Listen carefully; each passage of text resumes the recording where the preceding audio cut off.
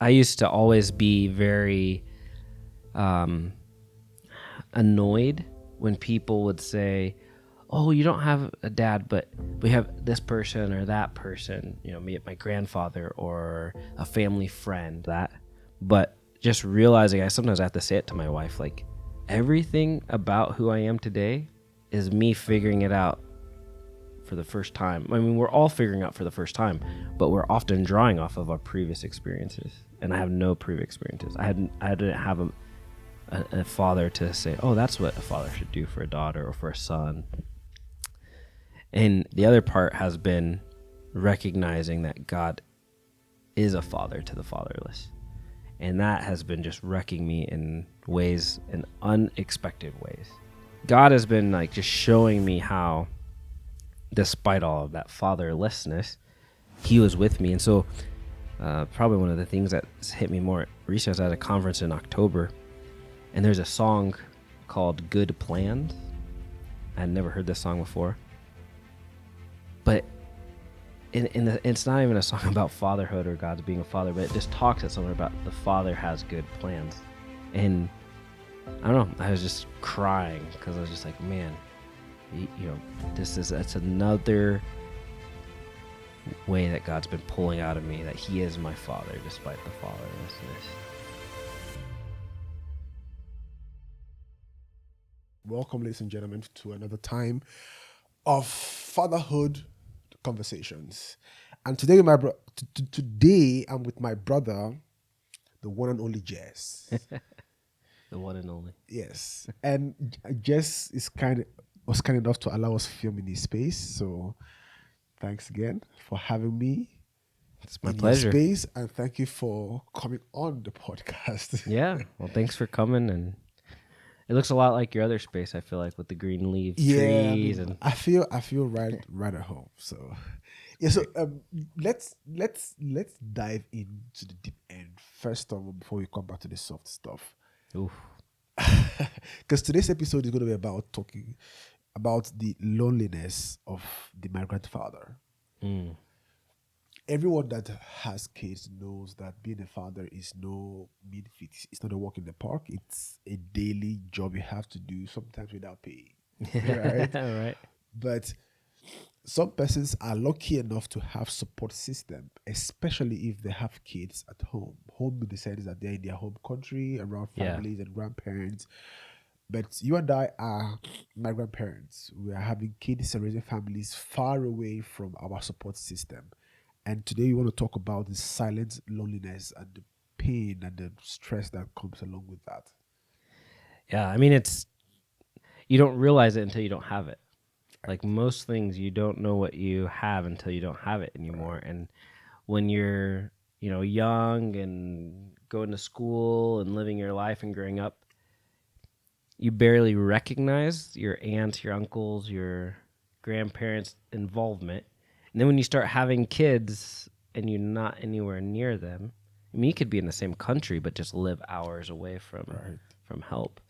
You start to realize, how it all falls on you. And that loneliness comes with a pressure that it all falls on you at the end of the day. You're the priest, the provider, the protector of your home, and You're alpha and omega. yeah, or at least that's what we think. Yeah, but I grew up around. So I grew up in a house where I had my grandmother visit very often. Okay. My grandfather. In fact, I spent most of my holidays with my grandfather. Excuse me, and then I learned to be at ease in the presence of other people because I spent so much time with my grandfather and his friends. Okay. But now I'm raising kids on an entirely different continent from my parents. So my kids are growing up without the grandparents. In fact, my daughter called one of our neighbors, an older lady, grandma. Oh, wow. I mean, it's cute. I allow it. I permit it. However, it's not the same thing as having your real grandma next door to you, scold me, the parent, on your behalf, take up tasks, pick you up from school, take you out to get ice cream, just be there with you, so It's a different dynamic. We we have just recently had some of that too. So our kids, so on my wife's side, her mother passed away when my first was born, right around the same time. Okay. So they got to meet, but she was too little. Yeah. And so my wife's side, it's very much about her dad and their grandpa.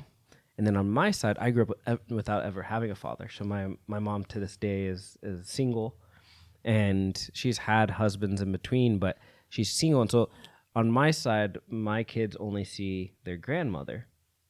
And so there's this idea of grandparents that is just distinct. I don't even know if that they think of grandparents in the sense of being a couple. Right. But what we've done is more recently, there's some people that have come into our lives that probably age-wise could maybe almost be the grandparents, not quite. But we've decided to call them uncle and aunt. So our kids kind of have differentiated. That's uncle and that's aunt, but they don't necessarily. So we have kind of protected, I guess, the idea of grandparents to the blood grandparents. But yeah, You just said you grew up without ever having a father. Do you want to unpack that? yeah. In some ways, I feel like it's being unpacked in this season of life, having kids. I used to always be very annoyed when people would say, "Oh, you don't have a dad, but we have this person or that person." You know, me, my grandfather or a family friend, which was true. You know, when growing up without a father, I would often look to other men that I respected, or there was something about them that attracted me to them, to glean from, you know. And I would always I remember my grandma would say, "Oh, you're just like me," and my aunt would say, "Oh, you're just like me," and I said, "No, I just try to take the best of all the people I interact with." And then I became a Christian, and when I was a teenager, and people started using different ways of trying to console me. It was no longer, "Oh, but you have XYZ person in your life." It became, "Oh, but God is the father to the fatherless." And these things would just annoy me so much, because at the time I was like, I believe in God, I trust God, but God's so far removed from my life, my day-to-day life. And so there's like this idea of, you know, yes, God is a father, but he's not my father. Like, I don't have my father. And then, yeah, I don't even know how it started, but to backtrack, when I started having kids 4 years ago, so many things in my life started to kind of unravel. And I think some of the studies, some of the research I've done since then, it's actually pretty common, I guess. I didn't know it was common, but it's pretty common in your mid-30s. As you start to have children, just different things come up that for a long time you were able to suppress, or you were able to, you know, hide in some way or another. And it changes you. And so that was happening to me 4 years ago. And ironically, or I don't know if it's ironic or not, but for me, it was starting with health issues. I had always prided myself in being healthy and strong and playing, you know, I played rugby for so many years. And then it started coming on physical things. And in that, as I'm trying to be a father now to a little baby and have these things going on, it's like I had no example to turn to look at, to draw from. And so that took me through a whole process, and still, I would say still, I'm not fully understood. I haven't fully unpacked all of that, but just realizing I sometimes have to say it to my wife, like, everything about who I am today is me figuring it out for the first time. I mean, we're all figuring out for the first time, but we're often drawing off of our previous experiences, and I have no previous experiences. I didn't have a father to say, "Oh, that's what a father should do for a daughter or for a son." And so that's been one part of the journey. The other part has been recognizing that God is a father to the fatherless. And that has been just wrecking me in unexpected ways. I was at a conference for work, and a guy who I respect, who I look up to as a mentor, he barely like he just I don't remember if he put his arm around me or he just touched my hand or something like to get my attention. But it was like that moment I started thinking about I never had a father touch me.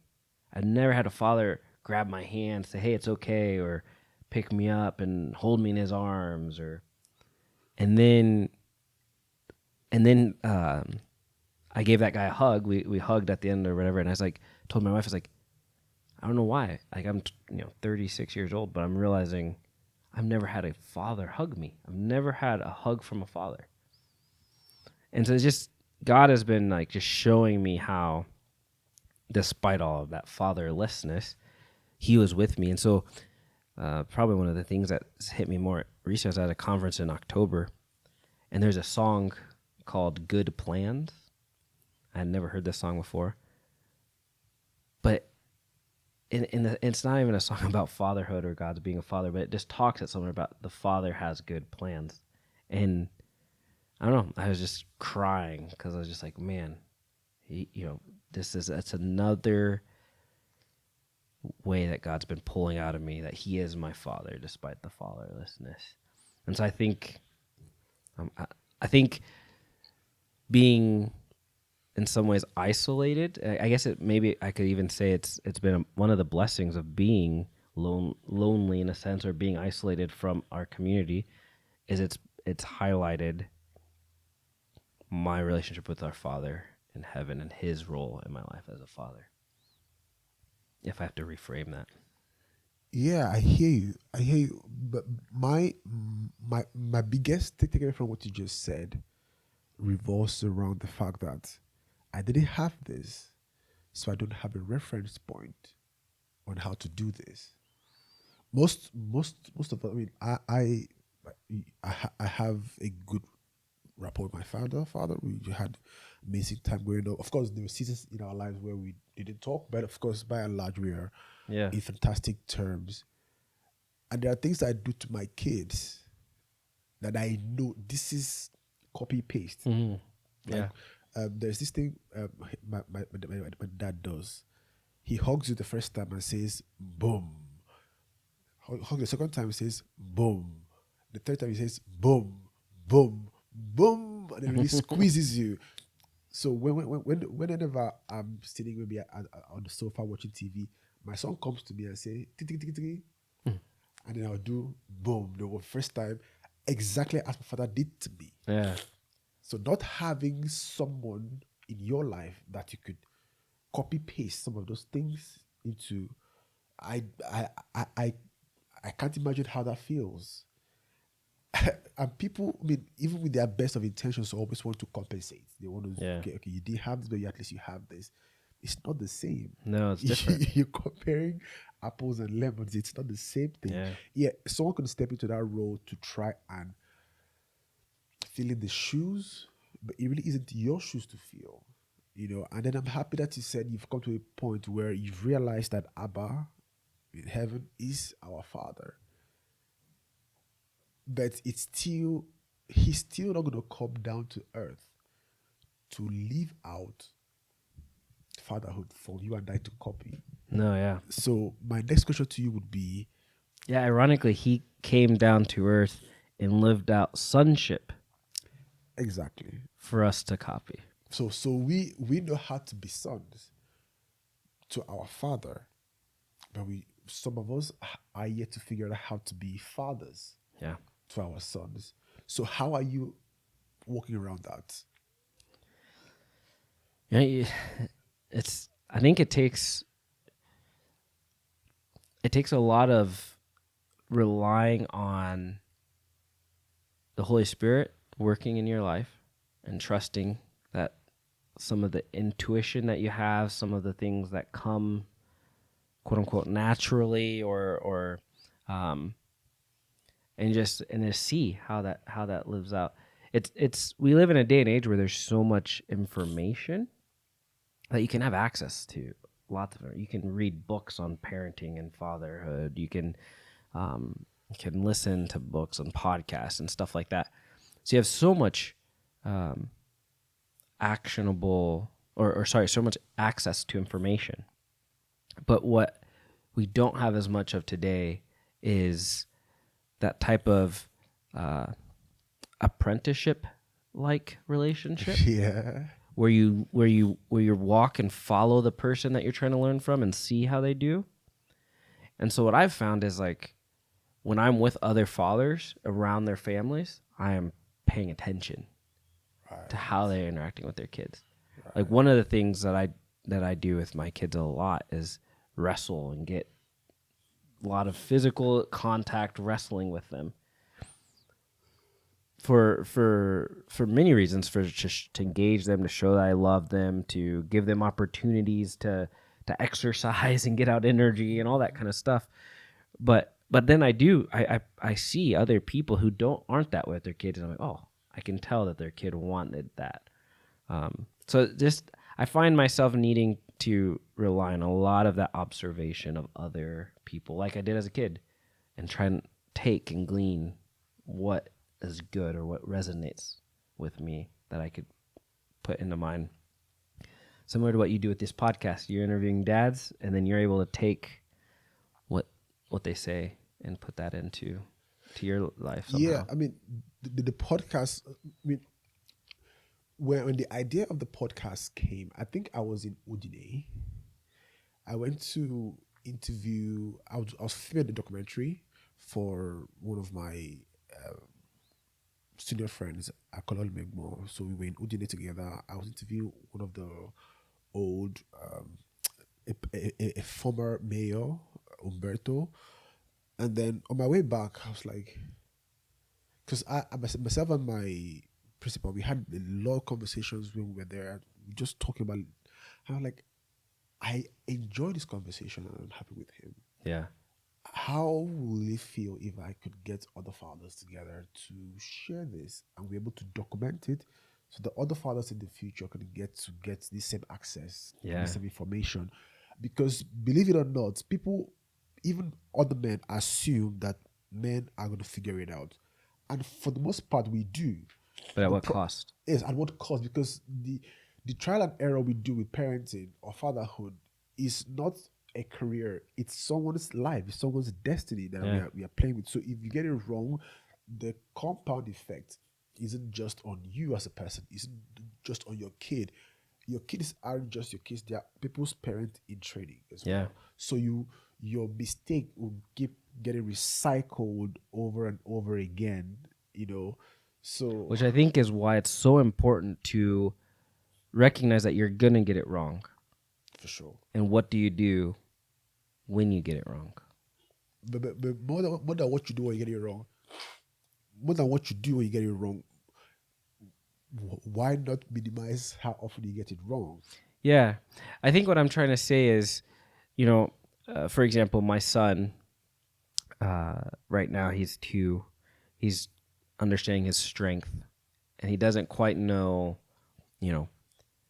when he's with his sister, what's the difference between hitting her and what's the difference between just wrestling and playing and, a love tap, let's say.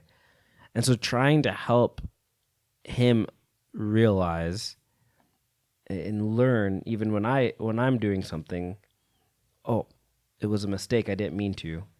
Helping him understand and take ownership of that, take responsibility for those things has been something that I think we can do. Or even when we can model seeking help and asking for how to not rely only on our own self. That's something that my mom did for me. Like, we joke, my mom gets to celebrate Father's Day and Mother's Day since it was always her. But it's something that I take from her, and I'm not that type of person that won't ask for instructions somewhere, because it's like, no, like my mom as a single mom had to ask for help, had to seek out help. And so that's something. And I think when we show that kind of humility, I'm thinking of my son who's 2, and I show him that kind of example, that then I'm helping him in the future when he's in a rough spot learn, okay, I can't do it on my own. I need to seek help. So I think there's something to even preparing our kids for the fact that I might like we want to instill confidence in us as parents so that they confide in us, that they know that they're protected with us, but we also want to show our humanity to them Right. so that they don't pedestal us.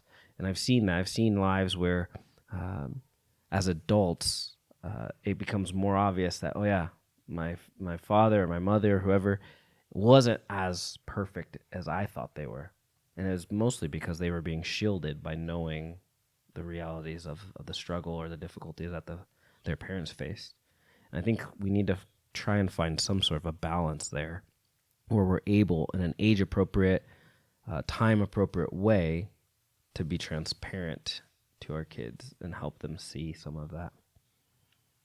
Okay. So you're going to give me a few seconds. I want to change the battery on that Yes. camera. This is good. This is still running. I'll just because I was supposed to put the batteries in charge when we went out to get lunch, Ah, but I forgot. no worries. You're brave for doing it all based off battery. I'm so Yeah. nervous. I have like 3, 4 dummy batteries. I'm like, Yeah. Um, the other batteries are in church, okay. so I just figured, okay, I was going to Oh, are those you? Can you power that through USB C? no. Oh, that would be so nice if you could just plug a USB C You can charge, but you can't power. power. That would be nice.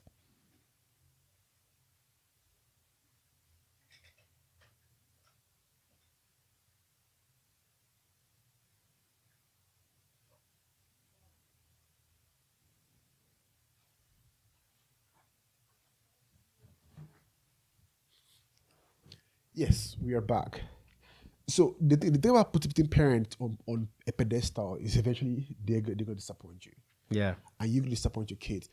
But also, like I said, my goal as a father is to minimize how much I have to make up for in terms of errors. Hmm. So I've got my biological father, I've got my godfather, I've got my pastors, and I've been lucky to have pastors who have amazing relationship with their kids. Hmm. So, like you said, we glean knowledge from each other, and then we keep it pushing. Now, when back to our original conversation about the challenges of being lonely abroad, there's been cases of depression. There's been cases of family issues being compounded by marital issues as well. Hmm. And then having people to talk to is now a luxury, because if you were back home or close to your circle of influence or circle of trust, you could easily confide in someone, oh, I'm having XYZ challenges, I'm going through XYZ, and then you ventilate your soul. But if you're in a strange land like we are, where your wife has to be your best friend, your wife has to be your confidant, your wife has to be your accountability partner, your wife has to be your gym buddy, your wife has to be everything, it gets very overbearing on one person. Yeah. Well, I can just tell you, when my wife and I landed in Rome, the very first thing we did was start praying for friends. We recognized, even before we got here, that friends were going to be important. And that was partially because we struggled to find friends in our hometown, too. Um, and what I've found is it's been difficult to find couple friends because maybe, I get along with the husband, but she doesn't get along with the wife, or, any mixture of combinations can Yeah. happen there. But we have found a couple where we get along. We love them. We hang out together. We have our annual thing that we do. So that's been really good. Me and the husband there have had a phenomenal relationship, and able to openly share. Also because an extra layer is I'm in a role of leadership. And so when you're in a position of leadership, that brings a whole nother sense of isolation and Yep. stuff too. Yep. And so, so by finding those friendships, even just yesterday, I had another friend. And so I would say right at this point, I have 2 friends that are really close and that just know, and I feel like I can confide in. They can confide in me, and together we help each other through that. And through those depressive seasons in life and different things, we've we've been able to be there for each other and encourage each other, point each other back to Christ. Um, and and I think that's something that's so important, and it's so hard at the same time. Making friends when you're a kid is so much easier. It's easy piece of cake. Doesn't matter where I take my kids, they find a way to make friends. Now, it doesn't mean that they get along with everyone. There's always going to be an issue or something, but there's so the moving from trust to no trust is a much shorter journey in kids than it is for us as adults.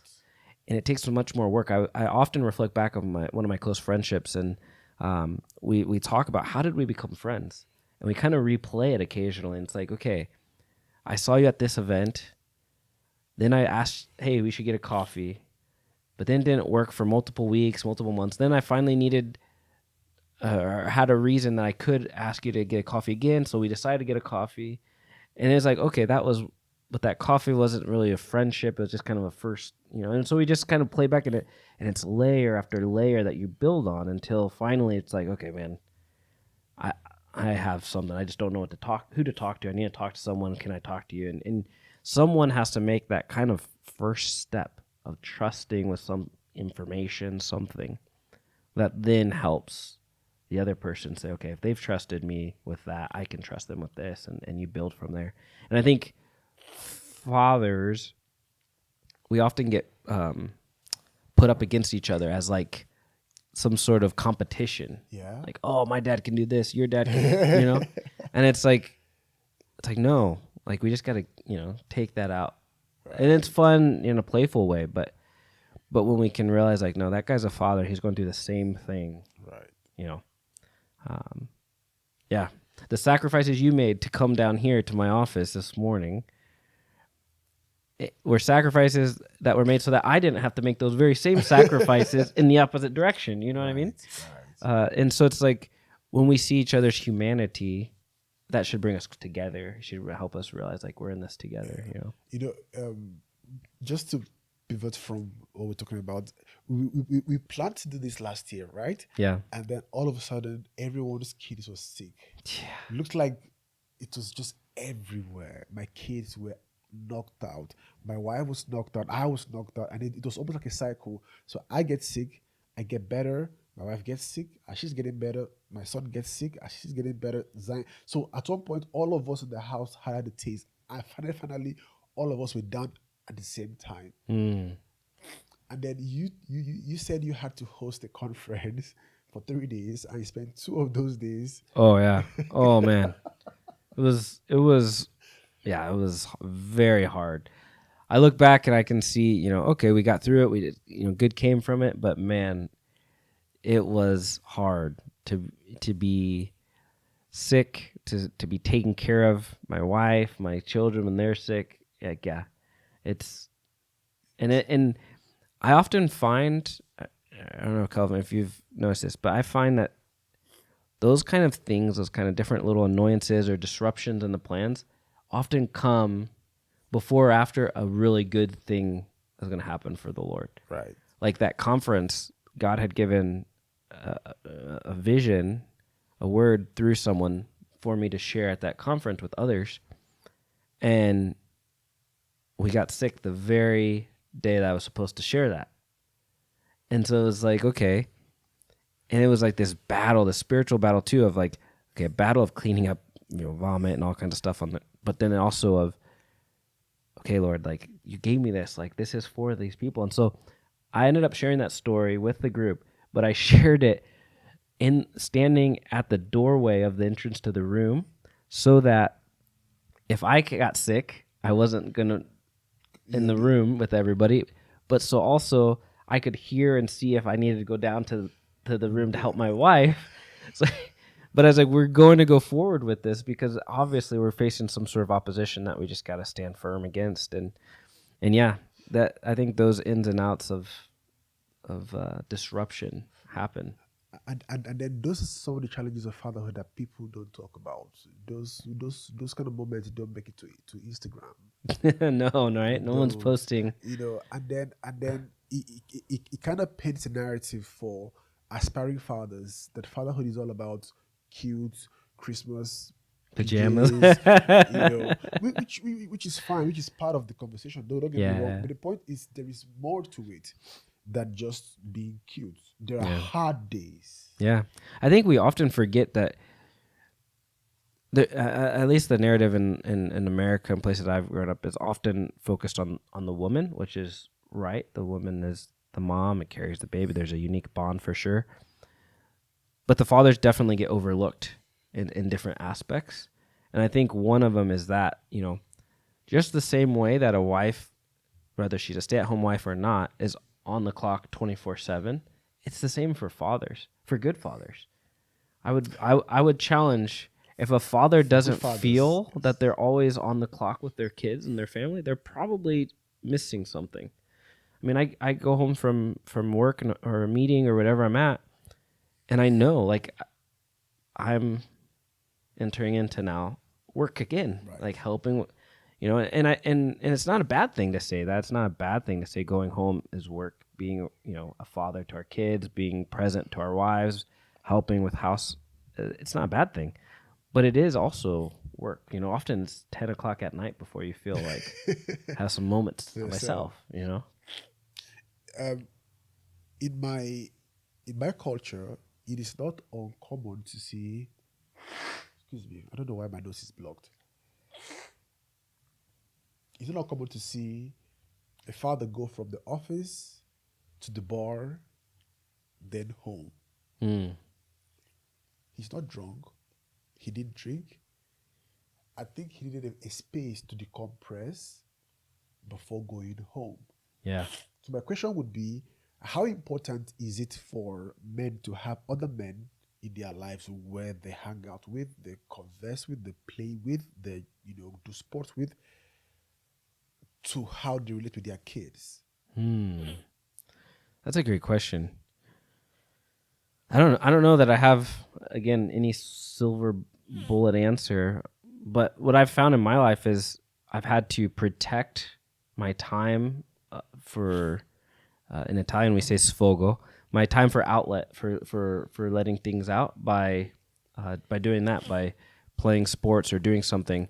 So I've chosen to play sports with a group of people, and there's a group of guys there that play, so for me, twice a week doing that helps release the valve of, and I'm hopefully, my kids asked me, like, last Tuesday night I went and, oh, why do you have to leave, why are you going rugby? And it's like, so that's a little opportunity to explain to them, like, I'm going because it's good for me health wise, it's good for me to interact with other people, Yep. and I like it and I love it, and it's good to do things that you enjoy and you love, and it doesn't mean that I don't love you just because I also love doing something that takes me away from you. So I think those are conversations, and I think just openly talking about, oh, this is my friend, and then helping people understand these are my friends, or I'm going to go spend some time with my friend, helps create that environment where for our kids it becomes normal. Oh yeah, people have friends. They go and hang Exactly. out. They have hobbies. They have things that they do that to recreate. And so yeah, so I think for me that's been vital. It's not always easy because life happens, but I think if we put that in, on our priority list somewhere, Yeah. we communicate the importance of that to our kids. So as we try to wrap this up, if there's an immigrant father or a father in any case that is lonely, doesn't feel like he's been understood or his ideas are being appreciated, can you say a word of prayer for them that Yeah, for sure. wherever they are, the Lord would smother their heart, give them peace and serenity, Yeah, please? yeah. Let's do it, Father. I just lift up the men that are listening to this podcast and the women that might be listening to this podcast. Lord, we know that you created us to be in community, to live with other people, and the importance of that. You said that it wasn't good for man to be alone. And yes, we see that then you created Eve, and that we should be married and all of that. But I think also you didn't create us to be alone, separated from other men, but all throughout your scriptures, you show men coming together in councils and meetings and being there for one another, traveling with one another. And Lord, I pray that you would show to that man that's listening, that you would show him someone in his life, in his community, that you would have for him to build a relationship with, to build rapport and trust, and to be able to confide and have a safe place for that. In a world where increasingly we're hearing of people who are falling into deep sinful patterns in their life, and it's often men who are in high places with high callings who have isolated themselves from other men and other forms of accountability, other forms of fellowship. And so, Father, I pray that you would help humble us to be able to take that step, to be known by the next man that's next to us, that's near us. That you would help people build that relationship in a way to foster trust, safety, accountability, all, Lord, so that we can be better ambassadors for your kingdom here on earth. We thank you for the privilege it is to be a part of a body that is so diverse and that spreads throughout the whole world, to be able to come together to serve you, Lord. And we ask this, we pray this in Jesus Christ's name. Amen. Jess. Thank you, brother. Thank you.